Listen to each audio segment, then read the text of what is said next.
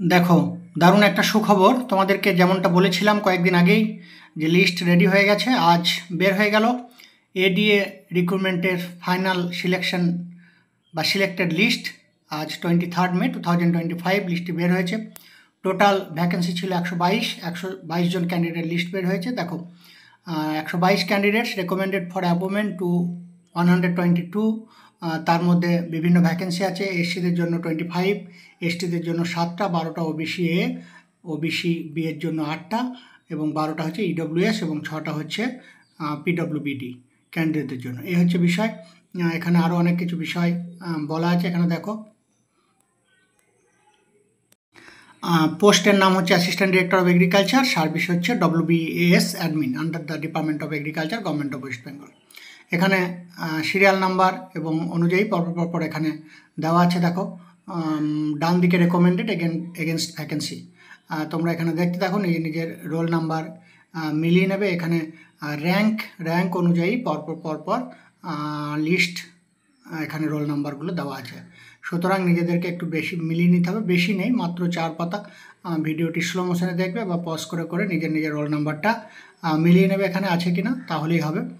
আর আমাদের অনেক candidate success হয়েছে, অলরেডি খবর দিয়েছো। যারা এখনও খবর দাওনি অবশ্যই এখানে, বা যারাই সাকসেস হয়েছে এখানে এই ভিডিওর নিচে কমেন্টস বক্সে নিজের নাম জানাবে এবং তোমার সাকসেস হওয়ার খবরটি দেবে। এটা একটি সুখবর। এর পরবর্তী যে ধাপগুলো আছে, মেডিকেল, পুলিশ ভেরিফিকেশন, জয়নিং যে ধাপগুলো, সেগুলো নিয়েও আমরা আবার ভিডিও করব পরবর্তীতে। তোমরা যদি তোমাদের দরকার থাকে, যদি তোমরা চাও, অবশ্যই কমেন্ট বক্সে কমেন্টস করবে। ভিডিওগুলো আস্তে আস্তে নিয়ে আসবো পরবর্তী ধাপ। এছাড়াও তোমাদেরকে বিভিন্ন যে হোয়াটসঅ্যাপ গ্রুপ, সেগুলোতেও আমরা আস্তে আস্তে জানিয়ে দেবো সমস্ত ইনফরমেশান আপডেট যেমন পাবো।